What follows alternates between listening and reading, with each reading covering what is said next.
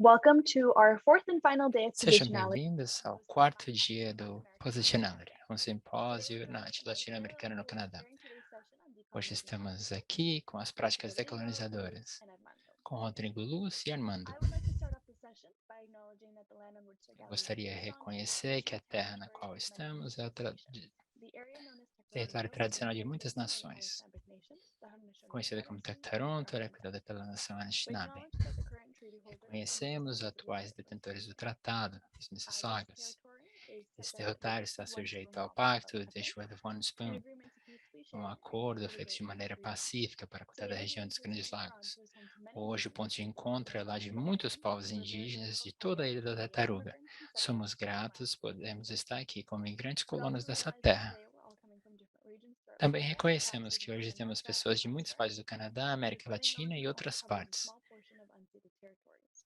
I encourage you all to learn more about the land on which you are Eu situated. sugiro que The vocês traditional aprendam ways of mais sobre a living terra and onde being estamos, prior to the formas colonization tradicionais de of conhecer e Canada. ser antes das imposições As a coloniais e starting point, práticas I recommend genocidas. visiting Como ponto de natives.ca partida, today. recomendo que I will visitem add a the link to the terranativa.ca. website in the chat for Vou you colocar o to take a look at it. link no chat, assim And vocês with podem that, I visitá-la. will pass it over to Tamara, who will get us Dito, started on today's dito isso, eu passo a palavra para a Tamara. Thank you. Thank you everyone for attending. Olá a I would like to todos, thank muito all the obrigado pela speakers, including presença.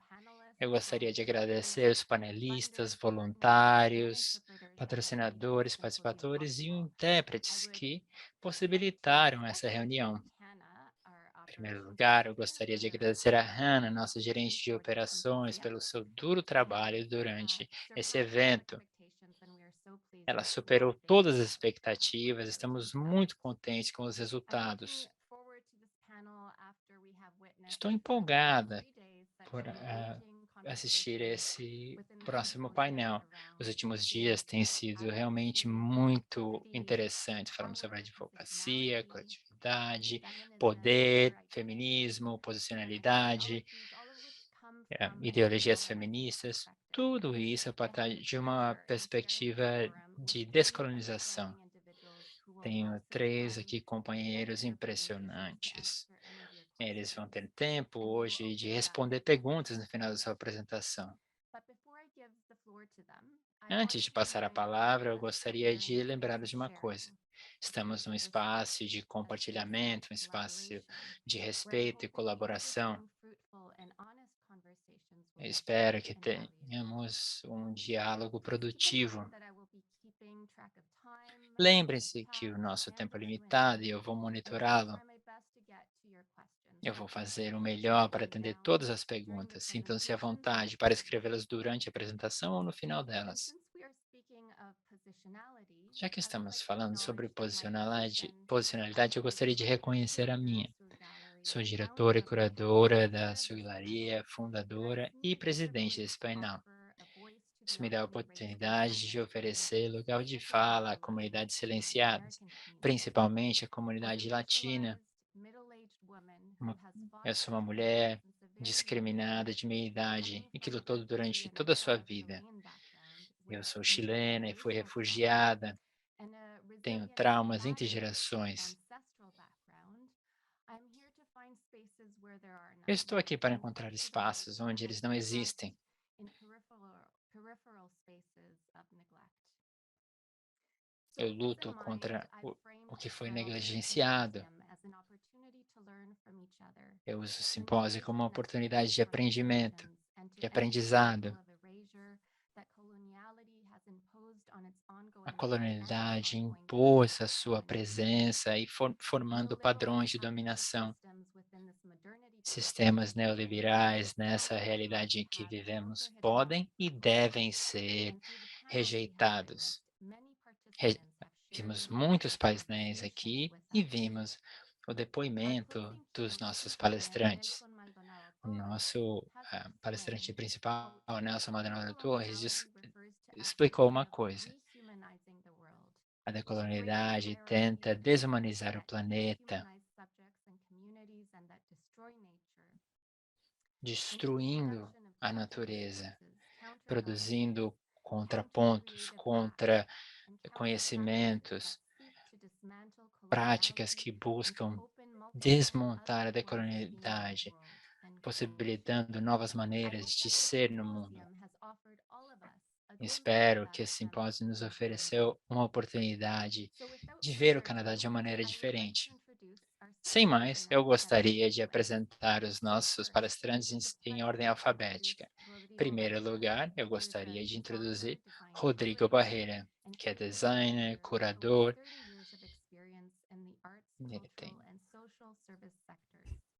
He holds a master's in Ele é design mestre em and design, foresight and perspectiva innovation from estratégica e Lakehead inovação pela University, Universidade de located Ocad, in the traditional localizada territory no of território the tradicional Haudenosaunee, do and Anishinaabe, Mississaugas of the New Credit e First Mississaugas, Nation, da where he also New lives. Credit First Nation, onde ele Rodrigo's vive. current research practice Atualmente, focuses on the Rodrigo conception of pesquisa speculative design na principles concepção in de the princípios de intersections desenho of indigenous especulativo worldviews and através das practices intenções das and visões contemporary práticas do mundo communication, indígena e dos princípios strategy, contemporâneos and de systems design comunicação, principles. estratégia e Rodrigo design de has been sistemas. an active member Rodrigo of tem the sido um Latin membro Arts ativo da Movement comunidade Community of Artists latina, and Designers, diáspora de artistas e co-founder of designers. Sur É Gallery in cofundador da Toronto, Sur Galleria em professor at Toronto, OCAD professor University, and visitante da currently Universidade senior OCAD.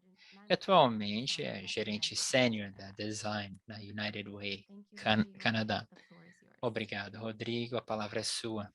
Great. Thank you, everyone, and thank you, Obrigado, Tamara. obrigado a Thank you, todos. thank you, Sur Obrigado, Gallery, for Tamara. this Obrigado, invitation. Hannah. I hope Obrigado à sua this galeria pela presentation is a oportunidade. meaningful contribution to the Espero que essa conversations apresentação possa that we're contribuir com o having here in diálogo. this, symposium. I will begin by sharing my Eu vou presentation. começar Read a bit compartilhando through a minha apresentação. Let me see. Just give me a sec here. My paper is titled Chile Design Esse é o Strategy título da minha for apresentação. Neoliberalism. Chile, estratégias de design contra o neoliberalismo. Basicamente, eu gostaria de fazer um prefácio. Práticas anticoloniais, principalmente a perspectiva chilena e do sul global, são uma maneira de lidar com a agenda antiliberal. Eu vou começar a ler.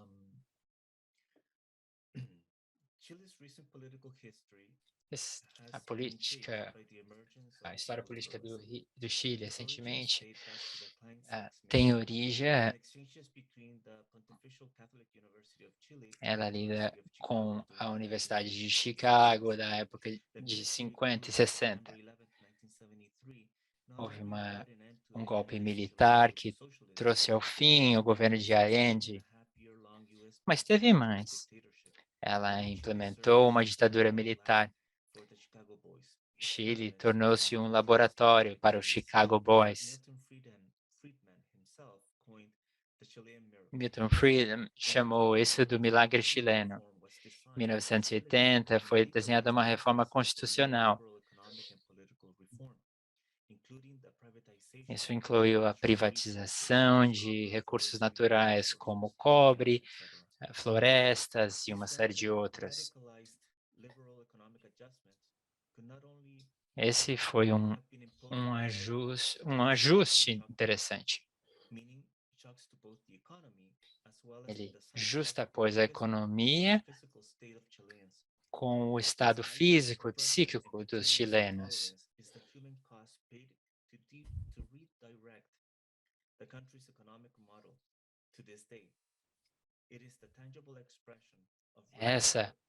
Esse é um exemplo tangível do capitalismo radical,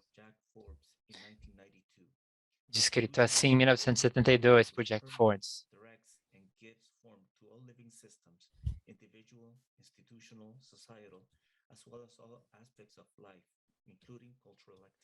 Ele abrange todas as formas de vida, inclusive atividades culturais.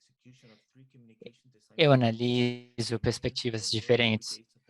A emergência das brigadas da época de 60, a nova campanha de 98 e as artes populares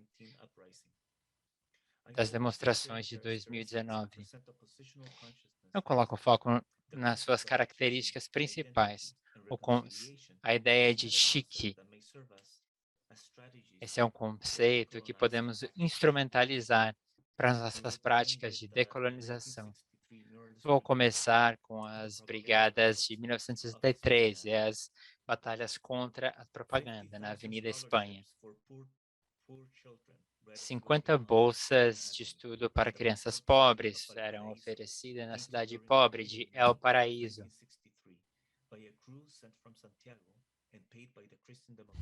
Elas foram pagas pelo Partido Cristão Democrata. O símbolo era assim, como vocês veem aqui. Foi usado durante a campanha de 1964.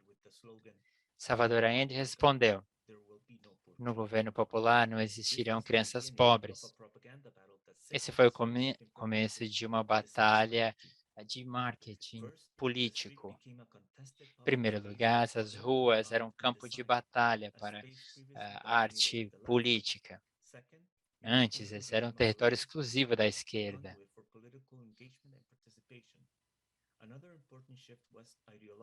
Outra mudança importante foi a seguinte: movimentos populares passaram a usar a arte popular.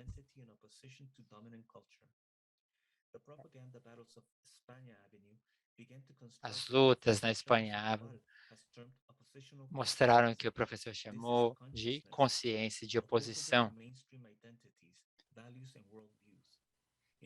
Ela mostrava valores diferentes. No Chile de 1960, existia uma posição de desafio, de questionar. Existia uma dicotomia. Essa era a época da Revolução de Cuba.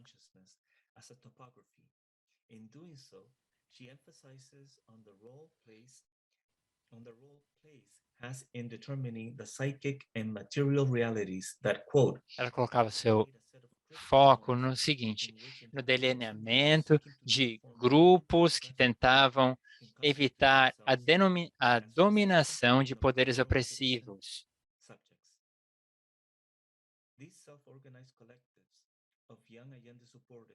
Esses eram pequenos coletivos de apoiadores de Allende. Eles desenvolveram sua própria linguagem. Eram predominantemente vermelho, branco e azul, refletindo o patriotismo.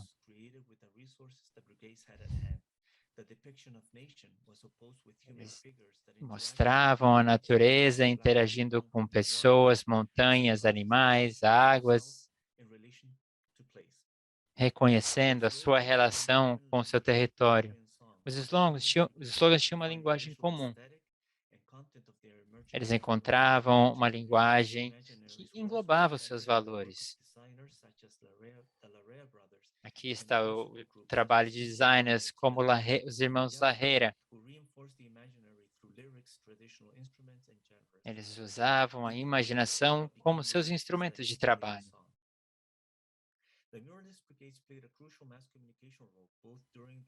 Aqui eles tiveram um papel muito importante na campanha de Allende. Allende foi o primeiro presidente da sua classe eleito no Chile.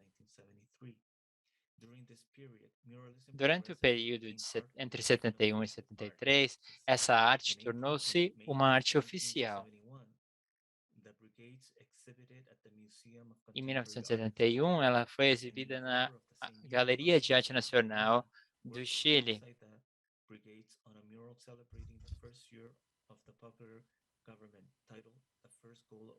Ela recebeu o título de o primeiro gol do Chile.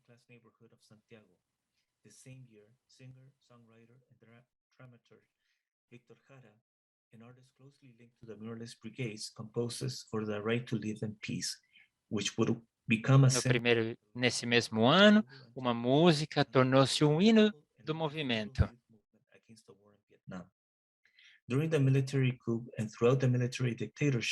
Durante o golpe de Estado e durante a ditadura, membros da brigada eram perseguidos. Primeiros tiveram de fugir, mas ainda assim conseguiram desenvolver o seu trabalho. Alguns fizeram a partir da diáspora, tornando-se refugiados políticos. Ele foi assassinado em 16 de setembro de 1973. Victor tornou-se um símbolo e um símbolo da resistência. 1998, Chile, 88. O Chile está vindo aí.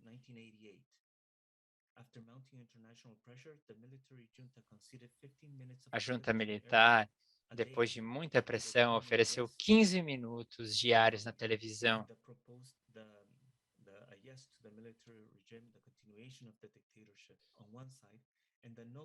Por um lado, a junta se propagava no poder. Já eram 15 anos de poder político. Eram desafios complicados. Mitigar a apatia de uma geração que cresceu durante a ditadura. Eles tinham ideias diferentes do que uma volta à democracia poderia ser. A campanha do governo mostrava Pinochet como um civil. E eles viam uma volta à democracia como uma destruição não patriótica, que traria o caos. Enquanto isso, a campanha do não focava na unidade entre todos os chilenos. O símbolo da sua campanha era um arco-íris. Era necessário falar para todas as gerações, todas as classes, pessoas de todas as afiliações políticas. Os esforços não eram de uma volta à democracia. O voto do não refletia um futuro possível. Apesar de tudo isso, todos sabiam que essa era uma meia-verdade. O que poderíamos fazer? Pinochet não desapareceria. A partir dali, ele seria um senador vitalício.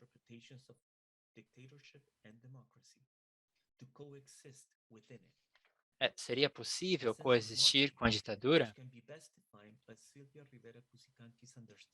O melhor exemplo foi refletido aqui no conceito de Chihre. O Chihre não sugere uma terceira entidade. Ao invés disso, ela mostra uma coexistência cheia de conflitos. A perspectiva de descoloniamento mostra outras perspectivas.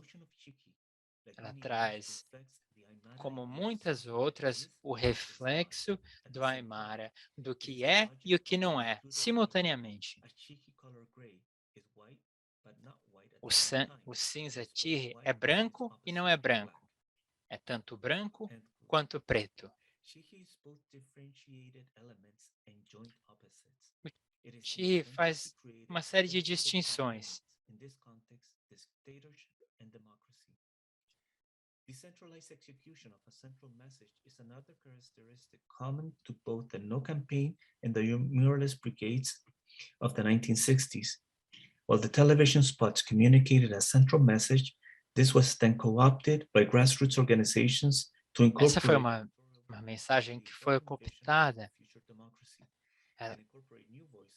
Ela incorporava novas vozes para a campanha. Isso facilitou o engajamento de novos artistas. Ela refletia o sentimento da juventude que havia sido negligenciada pelo Estado.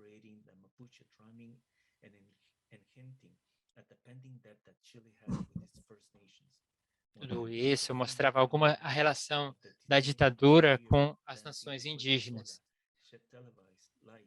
A dança da cueca foi televisionada, mostrando abusos contra os direitos humanos.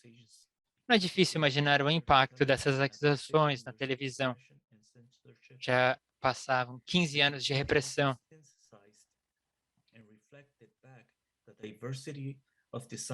A campanha também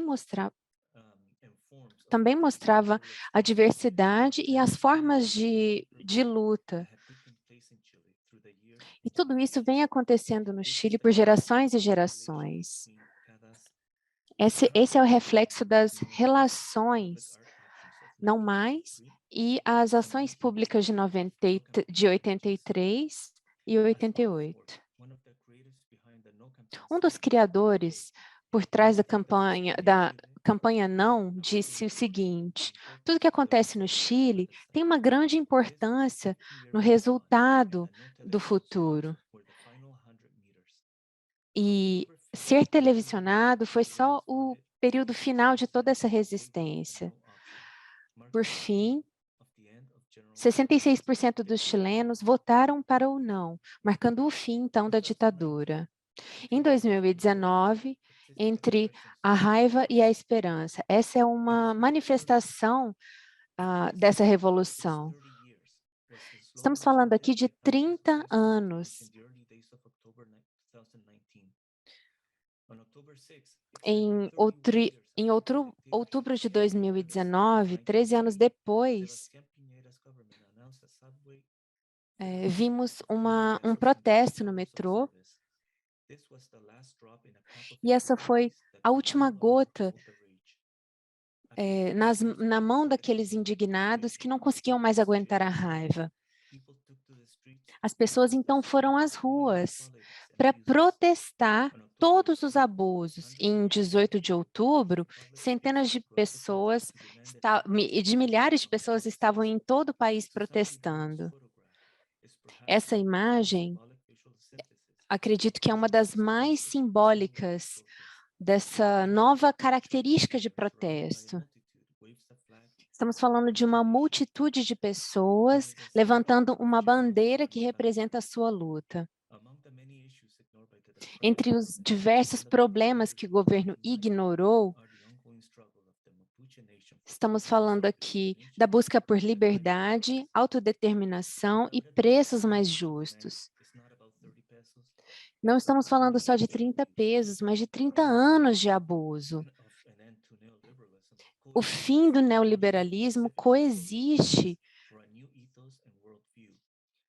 para essa visão mundial, com essa visão mundial. Muitas pessoas chamavam isso de um novo contrato social. A noção Tirri estava ali no presente e no futuro.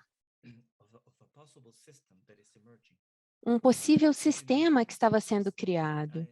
Desde os anos 60 até 1988, a mensagem oficial de práticas vernáculas reforçavam a prática de formar, criar e reproduzir em diferentes gerações e perspectivas, mas desta vez ressaltavam a urgência da mudança devido aos preços altos. Estamos falando aqui de relações humanas, pessoas, terras, animais, flora. E a outra crise, as relações atuais entre os indígenas e não indígenas. A proposta é que essas duas crises são interdependentes e não há uma resolução de uma crise se não resolver a outra.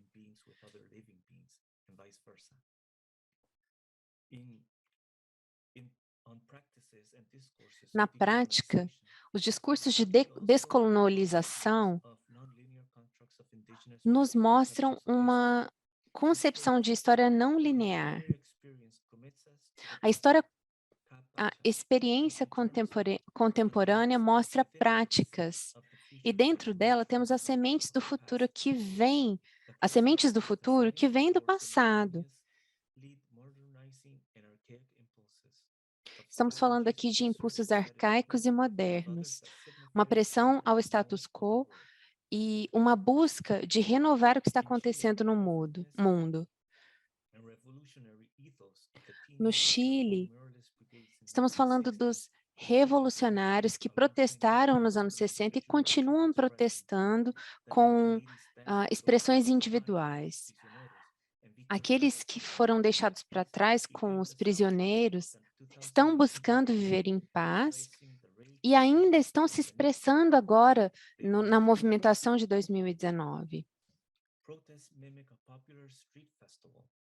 Os protestos parecem um festival de rua, no qual os artistas compartilham um espaço com diversos personagens e todos se unem para denunciar o Estado como sendo o agressor. Estamos falando aqui de elites corporativas, oficiais, políticos, todos estão envolvidos e temos um caos nas ruas. Um dos criadores da campanha Não descreveu o movimento de 2019 como o desconforto, algo que existe e uma busca pela mudança. Não é possível interpretar isso de uma maneira. A TV não consegue interpretar de uma maneira só. Uma pessoa não consegue interpretar de uma maneira só. Essa é a complexidade desse movimento. Essa transformação vai muito além do que está sendo feito. É uma transformação sistêmica e cultural. Eu gostaria de concluir falando com as práticas que nos desafiam hoje. Vou fazer uma citação de um tratado. Juntos viajamos com amizade e paz,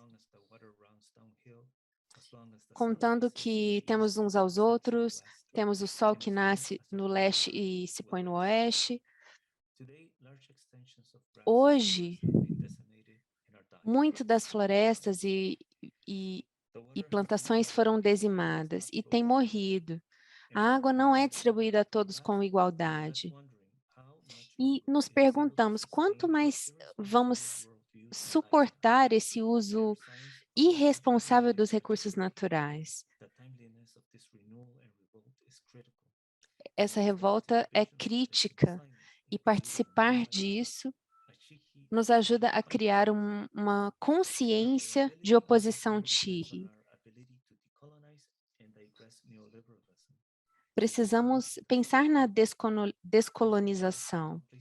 Eu sugiro que comecemos explorando as nossas experiências passadas, interações passadas, os indígenas, porque eles vão nos mostrar as abordagens contemporâneas desse neocolonialismo.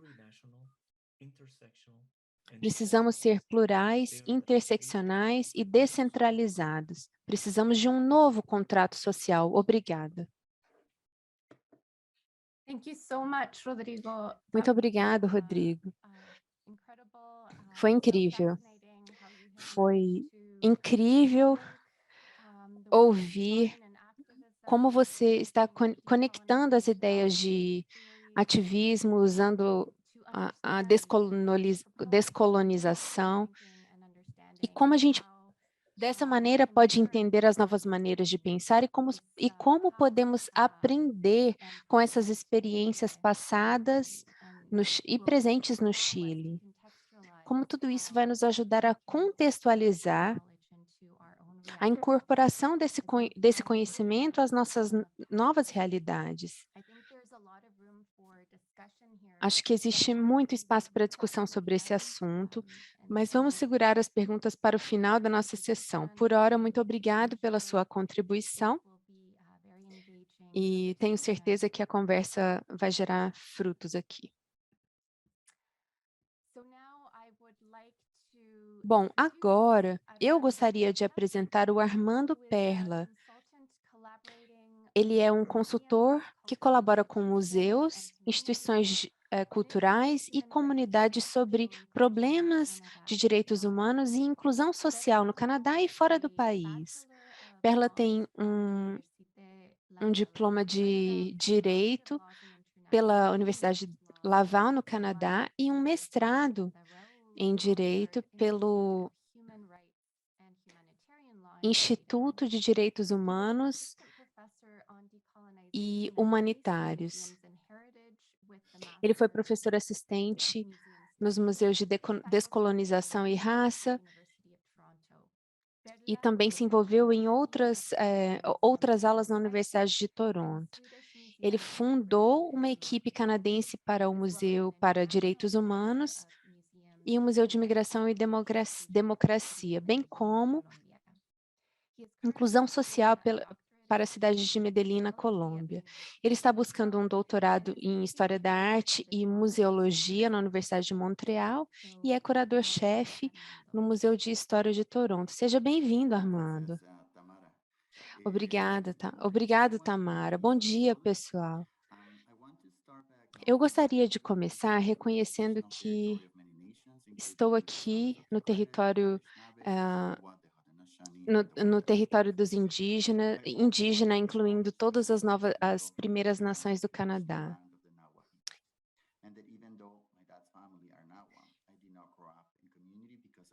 A minha família, eu não necessariamente cresci na comunidade. Eu também sofri violência colonial por causa da minha orientação sexual e busquei asilo há 22 anos. Hoje, quero falar um pouco sobre algo que tenho muita familiaridade. E como podemos nos apropriar desse espaço para dizer as nossas próprias histórias. Jacques Derrida e Walter Migolo também expressaram como é importante antagonizar essas formas de conhecimento. O conceito determinado por Marie-Louise Pratt também fala da ideia de apropriar contribuições do Ocidente para os subalternos. Ela fala sobre pessoas que buscam se descrever e se engajar com representações de outros, que outros fizeram deles.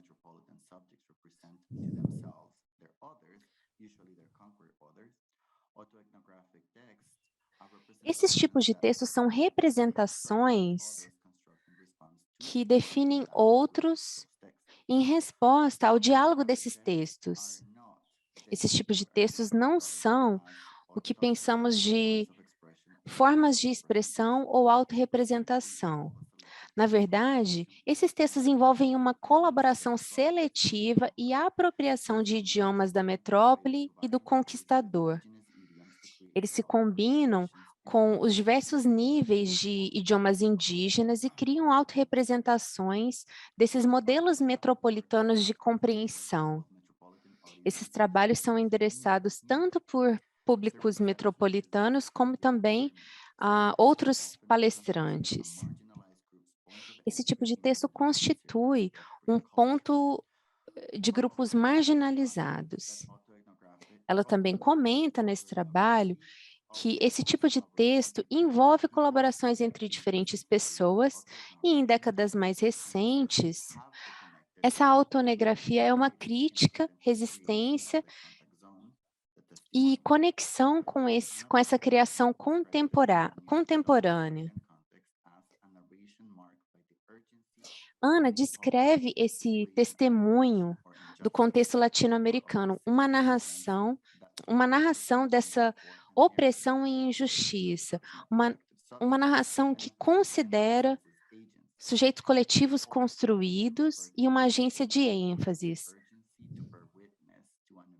Também se refere a uma narração que revela certa urgência em testemunhar um evento ou uma série de eventos que têm o objetivo de eliminar a comunidade ou um grupo. A narração que é mediada não por um editor inclui uma afirmação de um sujeito que invoca uma existência de comunidade ou grupo do qual ele pertence.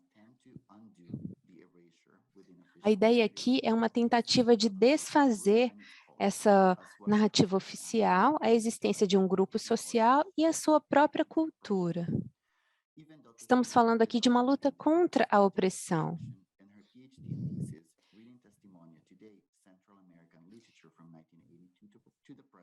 Esse é um testemunho da produção literária.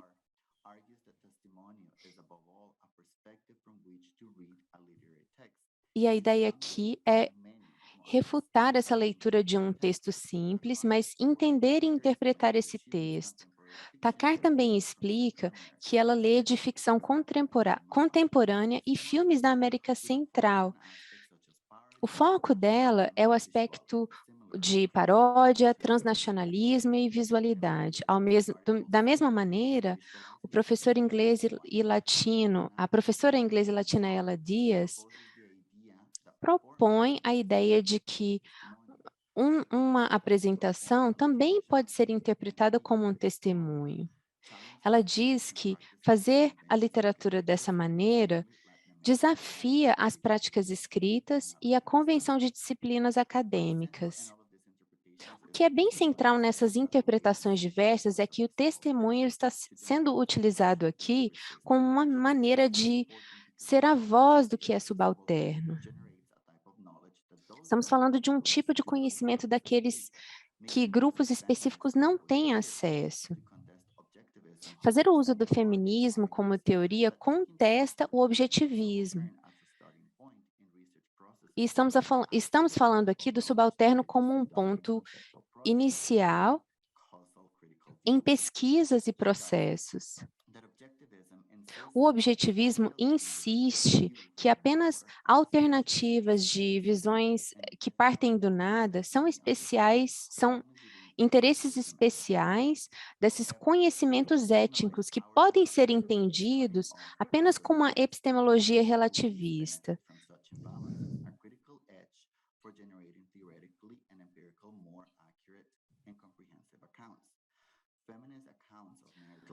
Essas considerações femininas de estupro, assédio, são formas de razão moral capazes de conceitualizar um fenômeno que está aqui porque estamos falando de paradigmas dominantes. Da mesma maneira, Mingolo diz que existe uma marginalidade,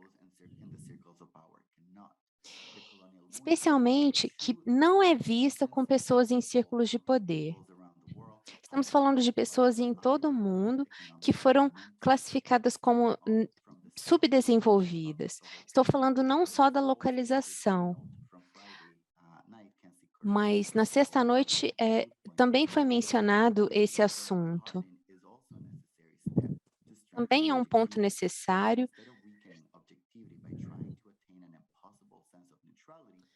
É preciso buscar um senso de neutralidade, buscando uma consciência política no ponto de princípio e buscando uma certa objetividade. Então, como podemos usar o testemunho como forma de prática curatorial? Descrevendo a colonização no setor de museus, podemos citar Pauai Kearns, e ele diz o seguinte: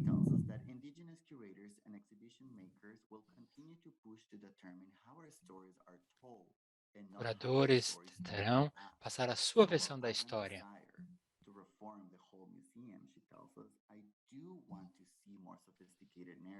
Eu quero ver narrativas mais sofisticadas que falam sobre maneiras de o que significa ser Maori.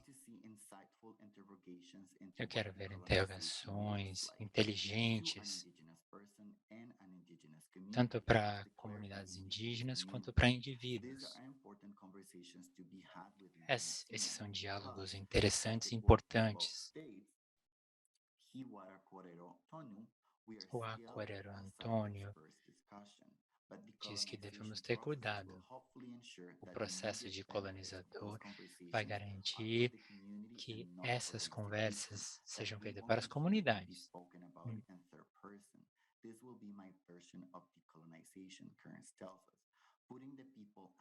Colocar as pessoas no centro e não aos interesses da máquina colonial. Um estudo das Nações Unidas diz o seguinte: museus devem desenvolver relacionamentos de confiança e buscar a confiança de povos e ganhar a sua sabedoria. Existe uma série de instrumentos que devem ser utilizados de maneira respeitosa. Deve-se levar em conta os direitos humanos nessa busca de um maior conhecimento, respeitando as expectativas dos povos indígenas. Tudo isso é essencial para a descolonização dos museus. Esse é um conceito baseado nos padrões de direitos humanos. Ele promove o empoderamento das pessoas, principalmente os mais marginalizados, para fazer parte dos diálogos, culpando e colocando a responsabilidade onde ela deve estar.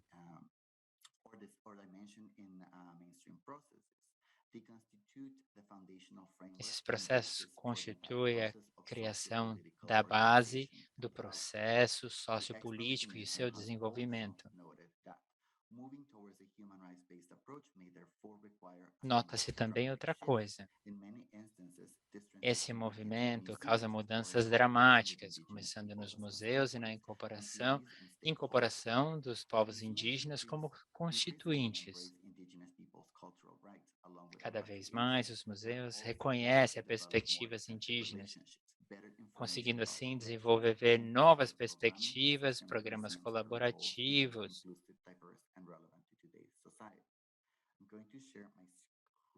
Eu vou compartilhar a minha tela. Também gostaria de compartilhar algumas imagens dos artistas. Isso faz parte de um outro projeto que eu vou falar daqui a pouco.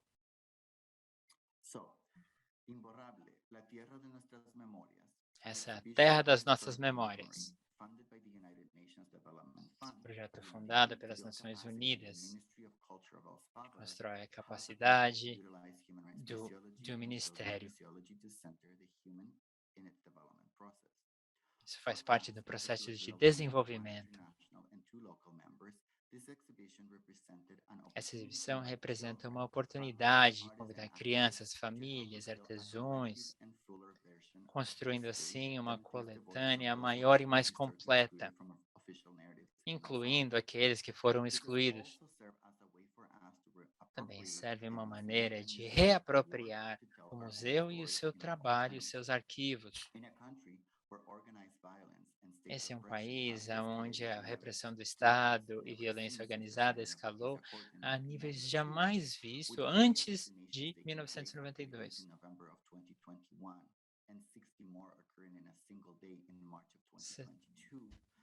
Uma série de incidentes acontecem recentemente.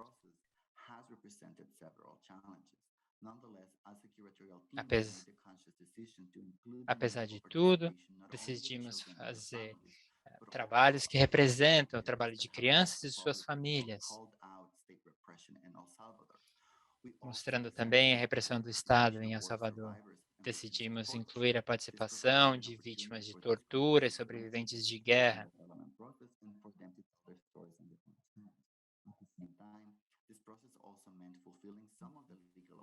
Towards ex-combatants that the state has yet to fulfill, reintegration, mental health care, and others. From beginning to end, this process of exhibition development has also included... Simultaneamente, esse trabalho envolve a participação de psicologistas especializados em trauma para evitar danos futuros, garantindo que todos os padrões sejam respeitados. Esse projeto oferece uma plataforma para que crianças trabalhem com sobreviventes de guerra, usando uma nova ferramenta de aprendizado, formando um diálogo intergeracional, mostrando que esse conflito em El Salvador ainda é reforçado e respaldado pelo governo. A arte funciona enquanto ponte para muitos desses grupos que estão buscando mudanças estruturais em El Salvador. Obrigado, Armando. A sua apresentação foi maravilhosa. Você falou sobre os testemunhos. Você falou sobre o seu uso como práticas e uma maneira de se recuperar. Uma maneira de não usar a terceira pessoa. Falou sobre a relevância de descolonizar os museus enquanto espaços territoriais. É interessante que você vem de um histórico do direito e dos direitos humanos e como isso guia a sua prática hoje.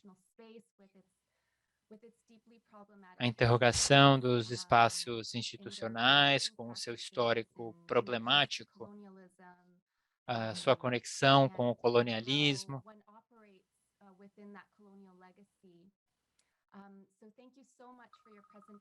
Então, obrigado pela apresentação. Eu tenho certeza que vamos ter um debate interessante no final. Finalmente, eu gostaria que apresentaram o nosso último panelista, Lu Sierra, profissional da arte iborica, focada em fotografia e história da arte. Seus interesses profissionais criam projetos acessíveis que fomentam o engajamento da comunidade através de arquivos fotográficos, coleções de museus. Seu interesse em pesquisa de materiais fotográficos da região do Caribe e de introduzi-los em novas consultas de narrativas históricas neocoloniais. Ela é bacharel em Belas Artes em Fotografia e especialização em História da Arte Ocidental pela Universidade de Porto Rico. Atualmente, ela está cursando mestrado em Preservação e Gestão de Coleções de Artes em Fotografia pela Universidade X de Toronto. Seja bem-vinda e a palavra é sua. Muito obrigado. Before beginning and before sharing my screen, I would like to thank you all for being here. Also, I would like to thank Sur Gallery for this event and also to congratulate my fellow panelists for sharing. Muito obrigado pelos meus colegas e por compartilhar o seu trabalho aqui. So I'm going to share my screen right now. 1 second, please. Só um minuto, por favor, para compartilhar a minha tela.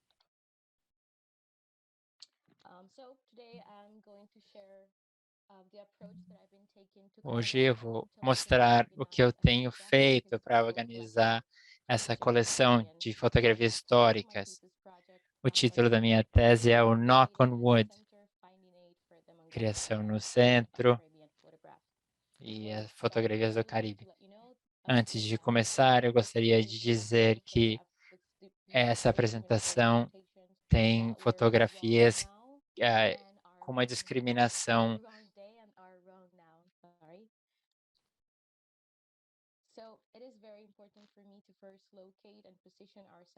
É muito importante me localizar e me situar na geografia. Isso vai me ajudar a mostrar o que eu selecionei para esse projeto. A calculação do projeto começou em 2005.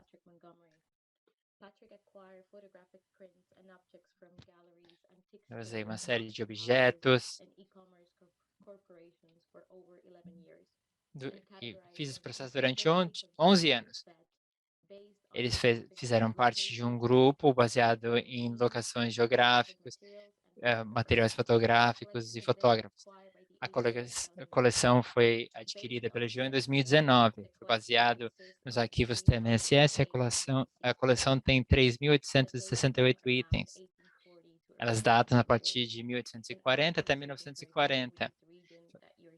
Essa região que vocês estão vendo no mapa é a região do Círculo Caribe.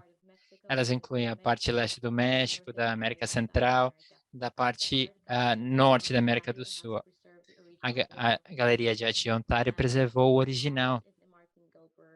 Ela faz parte ela está exibida no Centro Martin Gelber. Então, o que eu fiz primeiro? É uma grande coleção. Eu sabia que eu não poderia fazer tudo em 6 meses. Então, eu reduzi o escopo geográfico da parte hispanohablante.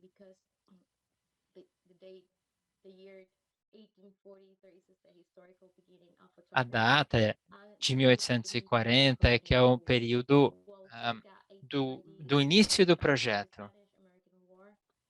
Ela foi até a Guerra Civil Americana, um período que deu forma a territórios dessa região. Esse é um close-up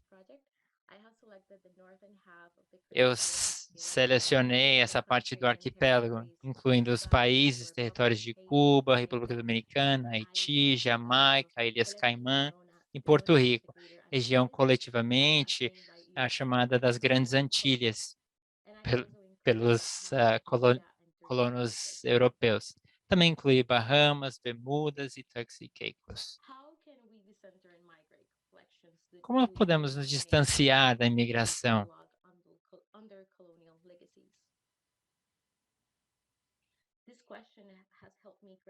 Essa pergunta me ajudou.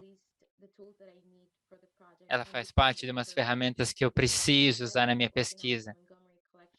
Ela organiza intelectualmente essa coleção a partir de idiomas, incluindo o acesso da coleção. Eu usei as fotografias paralelamente, baseadas na história e nos países. Eu tento abrir o acesso para que as pessoas possam entender esse material.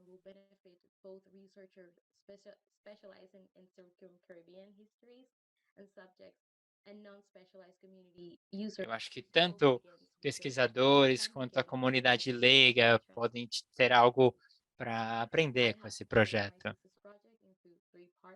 Eu dividi o meu processo em 3 partes. Eu cataloguei o material.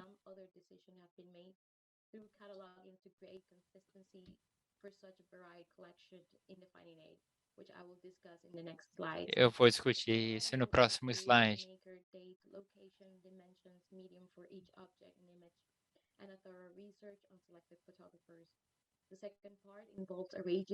Essa parte inclui outros materiais em ordem cronológica. Ela inclui material fotográfico.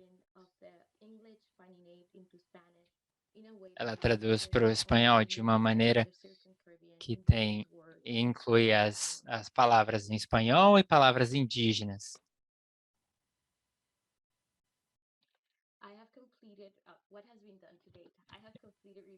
O que eu fiz até aqui? Até aqui, revi 1.131 fotos. Hoje, existe um componente escrito e eu devo continuar essa pesquisa. A coleção não é totalmente digitalizada. Eu completei essa tarefa caixa por caixa. Eu descrevo o material numa tabela de Excel. Planos futuros serão feitos para a coleção ser digitada, incluindo os documentos relacionários e os materiais adquiridos.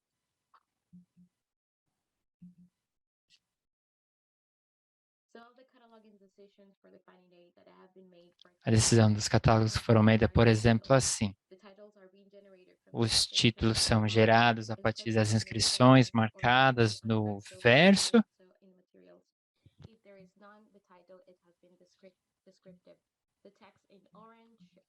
O texto em laranja são as mudanças.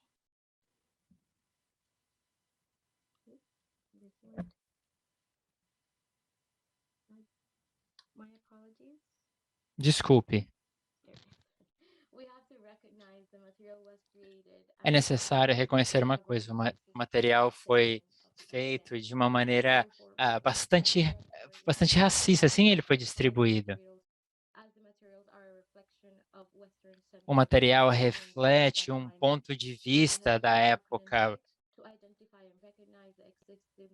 Eu identifico e reconheço esse contexto discriminatório.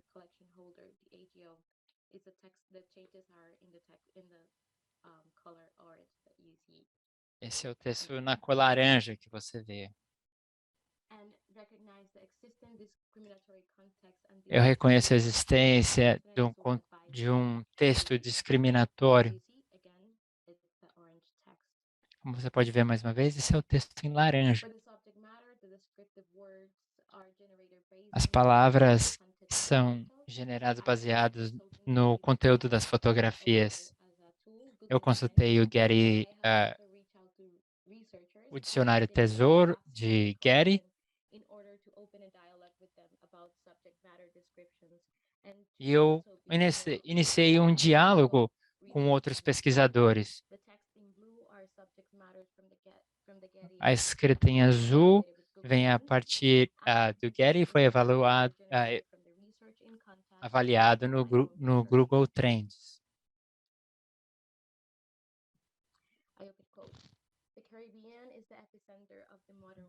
O Caribe é o epicentro do mundo moderno. Essa que o antropólogo judeu-americano Sentiments declarou. Ele contextualiza o Caribe como o epicentro do mundo moderno. Eu gostaria de explorar essa ideia. Da perspectiva ocidental, isso começou em 1538, com a primeira universidade no lado ocidental. Eu gostaria de continuar essa conversa pós-colonial da modernidade enquanto uma série de laboratórios. Existem outras datas que serão reveladas na minha coleção, entre elas a Revolução do Haiti, em 1825, a emancipação das Ilhas Britânicas, em 1833, e em 1838, a sua liberação.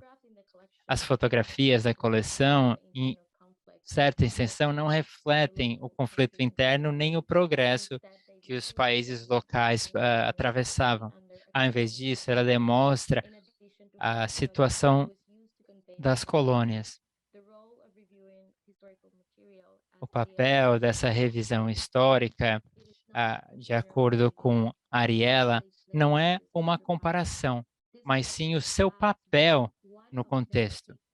Essa coleção adiciona uma das muitas peças do quebra-cabeça dessa região.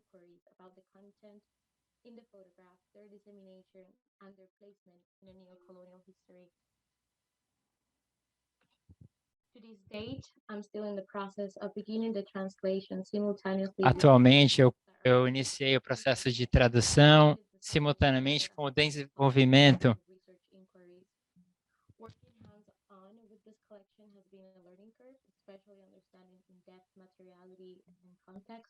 Having an aha moment, this is from the 1840s and 1860s.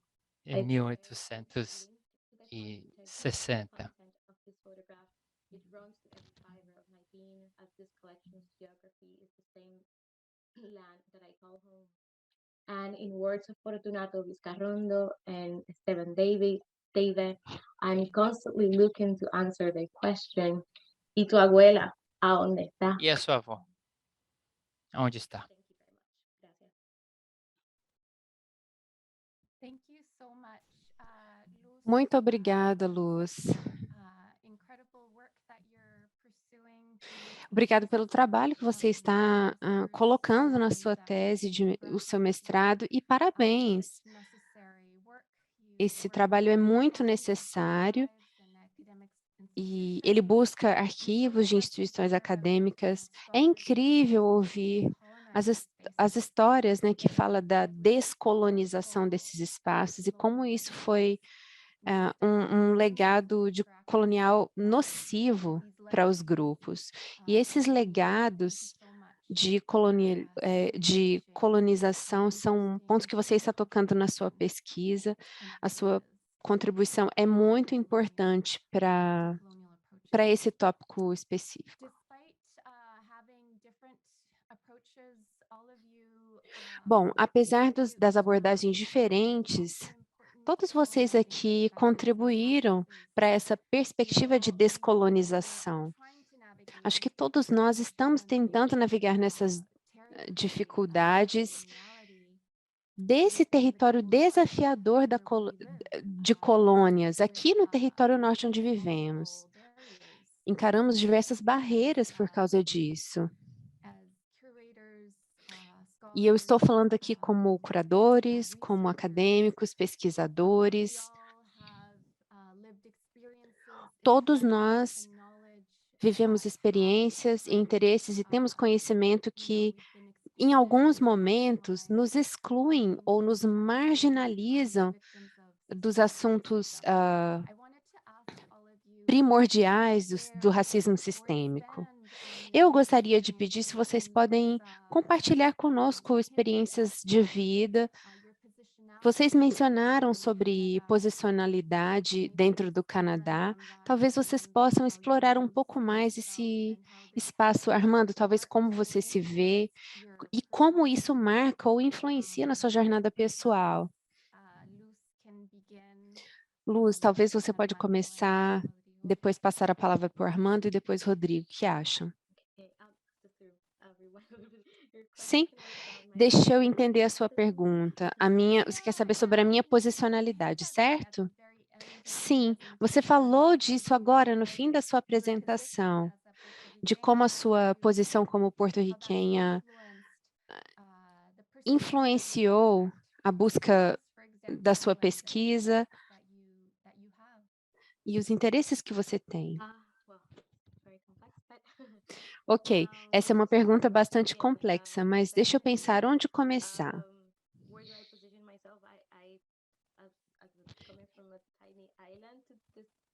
Eu acho que começo dessa ilha pequena para esse espaço geográfico grande chamado Canadá.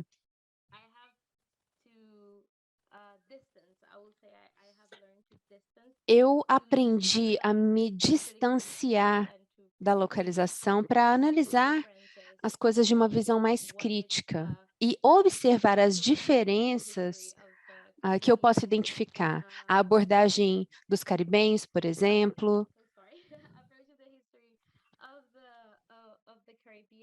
Então, por exemplo, no que tange a história dos caribenhos e do conteúdo que me foi ensinado em espanhol.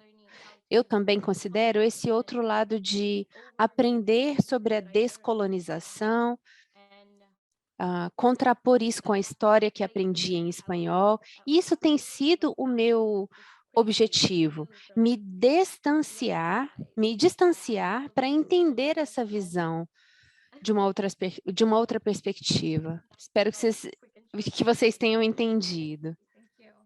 Sim, obrigada. Armando? Eu acho que a sua pergunta é muito interessante. Quando a gente fala de imigrantes, é como se vivêssemos em dois mundos. É como se eu fosse uma abelha que poliniza em dois locais diferentes. A minha tentativa é entender as diferenças entre as duas abordagens sobre a descolonização. Eu quero entender o que a colonização significa. Geralmente, nos Estados Unidos, a gente fala de descolonização, mas não como uma metáfora. E é preciso entender esse não reconhecimento do conceito. A busca é desmontar o governo. Nós existimos na América do Norte, e quando olhamos do ponto de vista político, é completamente diferente. Se a gente olhar para o nosso background, a gente nunca vai fazer isso funcionar. A ideia é sempre manter o nosso local de origem, mas isso nunca vai acontecer. Por exemplo, os indígenas estão pedindo, às vezes, pela descolonização. Por exemplo, os indígenas da América Latina, África e até da Europa do Norte querem a abordagem de direitos humanos e reconhecem, ao mesmo tempo, a legitimidade do Estado. Então, existe aqui um paradoxo e é preciso, nós precisamos nos perguntar como conciliar isso. E é exatamente assim que eu me sinto, existindo nesses dois mundos. Como reconciliar? Eu estou aqui aprendendo na América Latina, mas também estamos aprendendo e praticando aqui nessa outra parte do mundo. Às vezes não há uma resposta para isso, às vezes há. Então eu estou ainda tentando, eu estou nessa jornada de tentar entender o que significa ser um latino-americano, imigrante, queer, mestiço, e ter todas essas identidades e com HIV, todas essas coisas que formam o meu ser e me colocam em um contexto específico. Thank you, Armando. Rodrigo? Obrigado, Armando. Rodrigo? Achei muito interessante um ponto que a Luz colocou, que ela disse sobre a sua própria posicionalidade. Eu acredito que a posicionalidade muda com o tempo. E ela disse, a minha posicionalidade agora. Por isso achei interessante. Por exemplo, cada pessoa com a sua experiência está em um continente diferente. Eu, como imigrante, acho que desde bem jovem, eu me identificava ou me posicionava fundamentalmente como um chileno esquerdista. E as pessoas dizem, mas isso eram tempos diferentes. Você era esquerdista e era chileno, mas naquela época. Mas aquilo é como as pessoas se posicionam, como eu me posicionava. Quando eu comecei a compartilhar experiências com amigos da Nicarágua ou El Salvador que estavam migrando dos seus países no início dos anos 80, eu comecei a me identificar mais como um latino-americano. Acho que a minha posicionalidade mudou ali naquele momento.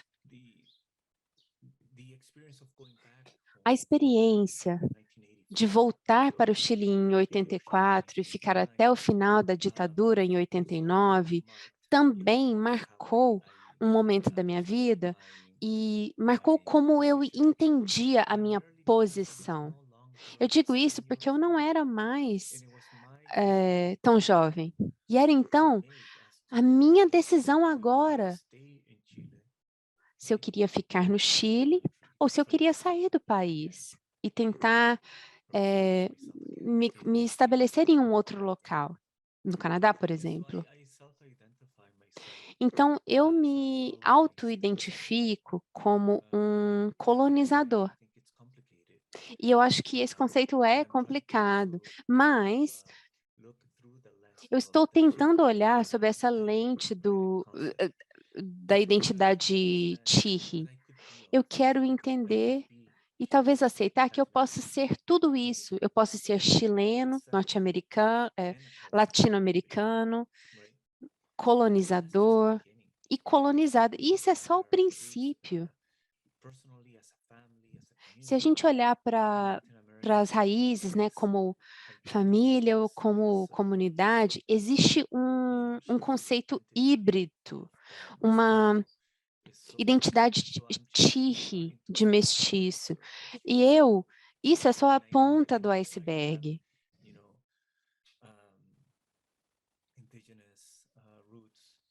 Eu tenho descendências indígenas, europeias, africanas, e em sua maioria latino-americanas, e isso está dentro de mim e pode me influenciar, me ajuda a entender a minha própria identidade indígena.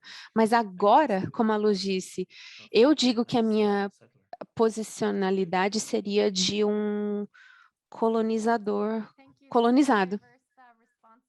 Obrigada por essas respostas diversas para essa mesma pergunta.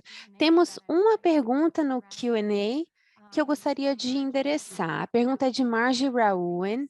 Ela diz, muito obrigado, Rodrigo, Armando e Luz. Cada uma das palestras me deu o sentido de urgência de ouvi-los, ouvir o trabalho de vocês e como os palestrantes anteriores podem nos respaldar sobre práticas educacionais. Vocês buscam algum tipo de colaboração para promover a discussão de colonialismo no currículo acadêmico? Quem gostaria de responder essa pergunta? I can start with that. Eu acho que eu posso tentar. See how honest I am about this thing. Well, as you heard probably from my bio, right? Like I was Vocês viram na minha biografia, the Toronto History Museum. eu sou acadêmico antes de virar um curador, mas eu vim para a Universidade de Toronto porque eu comecei a falar com alunos e os alunos começaram a entrar em contato comigo dizendo, ó, a universidade está ensinando o que você está fazendo, mas esses alunos não conseguiam se ver refletidos no currículo do que eles estavam fazendo. Então, eu recebi uma oferta da Universidade de Toronto para fazer exatamente isso. Descolonizar esse currículo. O problema é o seguinte, eles não estão interessados de fato em se descolonizar. O problema é que há tanta resistência e toxicidade dentro da academia. A gente sabe que os níveis acadêmicos são diferentes. O problema começa quando me trazem para uma universidade e, é claro, eu não entendo todas as hierarquias e toda a política, mas ser um professor significa estar muito abaixo nos degraus da hierarquia. Em um contrato de 3 anos, eles esperam que eu construa relacionamentos para descolonizar um currículo, isso não faz sentido. Para abordar a comunidade, fazer esse trabalho de descolonização, você tem que estar presente nas comunidades, ser responsável ali. O que acontece se o meu contrato não é renovado depois daqueles 3 anos? Como eu vou continuar se eu não vou ser renovado? Como que o programa vai se comprometer com aquele trabalho que eu comecei? Então, eu acho que não tem um princípio dentro das universidades para fazer esse trabalho. E por mais que eu gostei de trabalhar com os alunos, gostaria de continuar a fazer esse trabalho e oferecer mentoria, é um ambiente muito tóxico. E chega uma hora que você tem que decidir, será que eu devo ficar aqui, eu devo sair? E eu acho que talvez sair é o que era necessário para mim naquele momento. E o que eu disse foi o seguinte, você não pode dizer que você vai colonizar o seu currículo, descolonizar o currículo e ensinar os alunos a fazer isso, se você não faz o trabalho você mesmo dentro da academia. Então, é muito trabalho.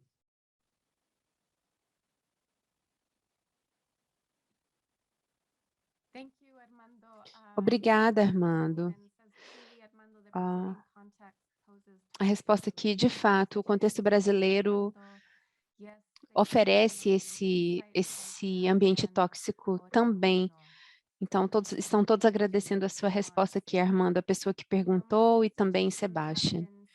Muitas instituições têm demorado a dar uma resposta sobre mudanças. Eles dizem que querem mudar, mas como você mesmo explicou, né, Armando?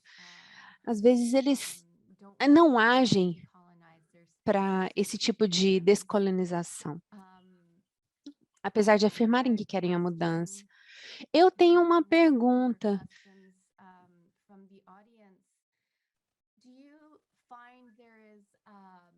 Vocês acham que existe uma contradição na sua posição de poder e privilégio? Vocês têm boa educação, estão localizados em universidades ocidentais, estão envolvidos com seu trabalho com instituições renomadas.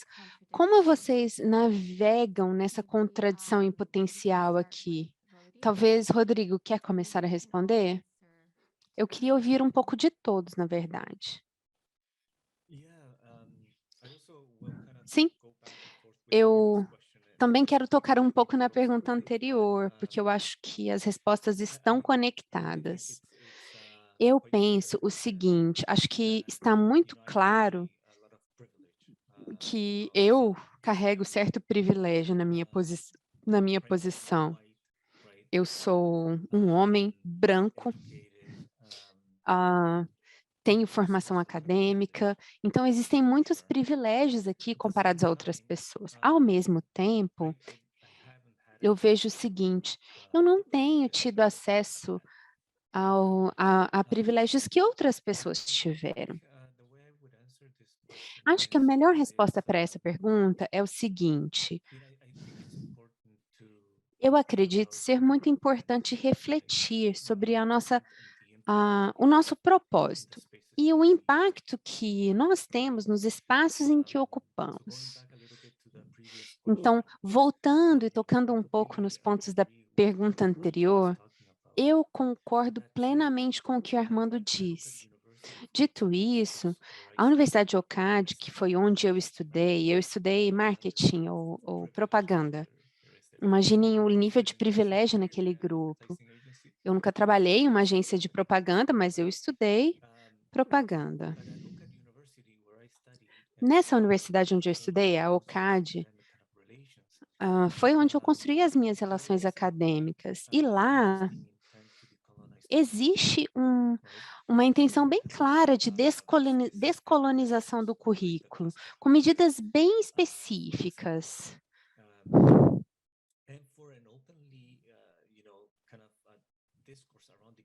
Por exemplo, um discurso aberto para a arte e design da descolonização.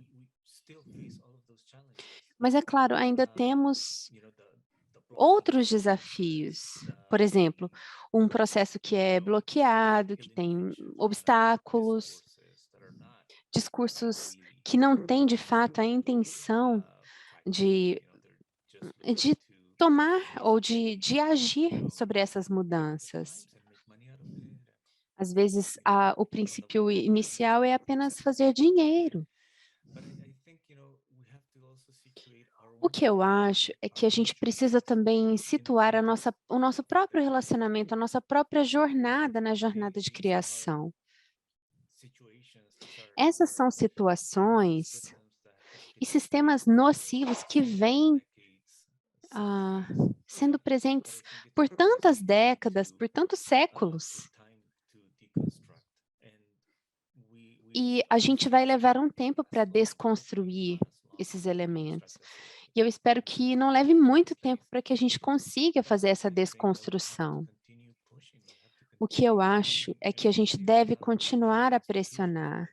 E não só pressionar as instituições, mas nos pressionar, nos questionar os nossos objetivos com as nossas ações, com os nossos projetos. Eu venho tentando, não só em espaços acadêmicos, mas também na prática dentro da Universidade de OCAD. Eu venho tentando explorar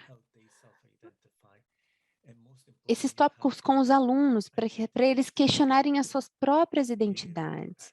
E como a sua identidade é refletida nas suas ações e o que eles querem fazer no dia a dia. Esse é um desafio também para os professores. É o que o Armando disse, você não pode ensinar se você não está praticando aquilo. Você tem que ensinar por meio da prática. Então, é muito complicado e eu confesso que não sei se eu contribuí muito para esse tópico ou conversa. Mas eu acredito nesse princípio primordial, que é o que você tem que fazer antes de falar. Muito obrigada, Armando. Quer complementar? Sim.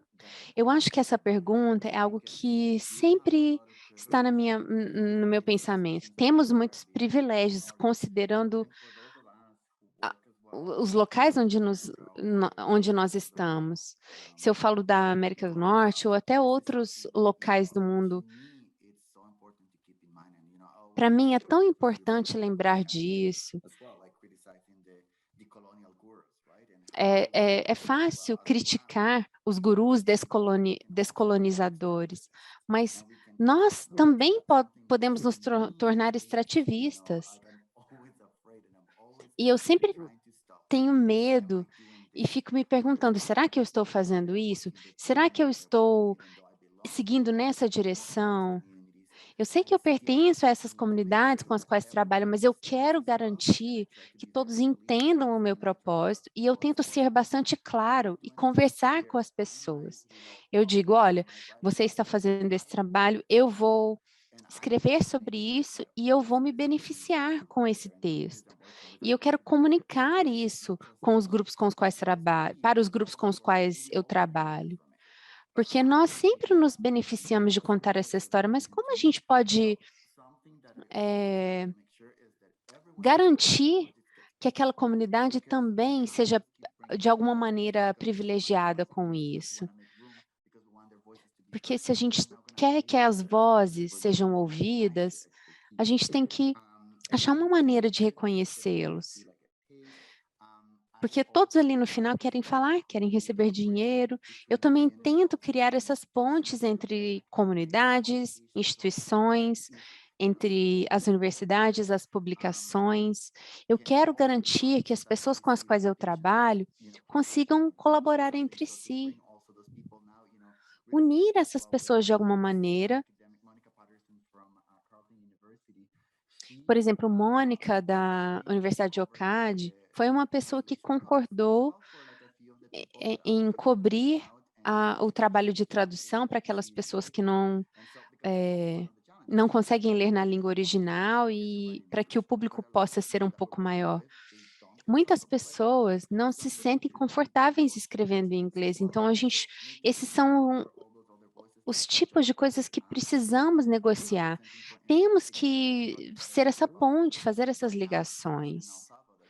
Por exemplo, existe uma exibição em El Salvador, eu vou me apresentar esse fim de semana e também trouxe 2 curadores locais. Eu não quero só eu falar sobre isso, eu não quero só eu receber os créditos desse trabalho. E esse é o tipo de coisa que eu sempre penso nos projetos, com os projetos que eu faço. Eu quero garantir que a gente tenha um grupo, uma equipe que tem pessoas do Sul, então pessoas da América Latina, para garantir que as pessoas que estão ali envolvidas têm as habilidades para o projeto que está sendo apresentado e também tem, às vezes, o potencial para desenvolver essas habilidades. Eu sou de El Salvador, mas a última vez que eu fui lá foi há 22 anos. Eu não tenho conhecimento local, então é claro que eu quero a ajuda dos curadores locais para executar esse projeto.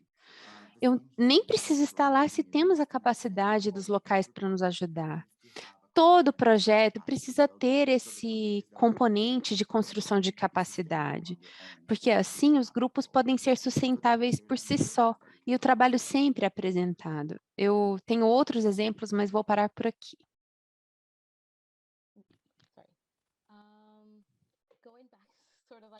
Eu gostaria de fazer um comentário, voltando à primeira pergunta que foi feita. O engajamento com as práticas coloniais e o próprio currículo. Eu acho que essa pergunta é de fato bem complexa. O que eu falei no início corrobora com o que vou falar agora. Eu decidi trabalhar em projetos que vão eventualmente ficar em uma plataforma open source para que tenham visibilidade. Por quê? Porque eu vejo com experiências anteriores que muitas instituições querem ter esse impacto da descolonização, mas é como o Armando disse, alguns deles não querem fazer essa mudança. A segunda parte é a seguinte, tem sido bem difícil receber o pagamento por fazer esse tipo de ação, porque isso envolve tempo, energia, e você quer fazer isso de uma maneira que para você se engajar com a realidade da comunidade, e não só de uma posição de privilégio ou de acomodação. Não. Sobre a segunda pergunta,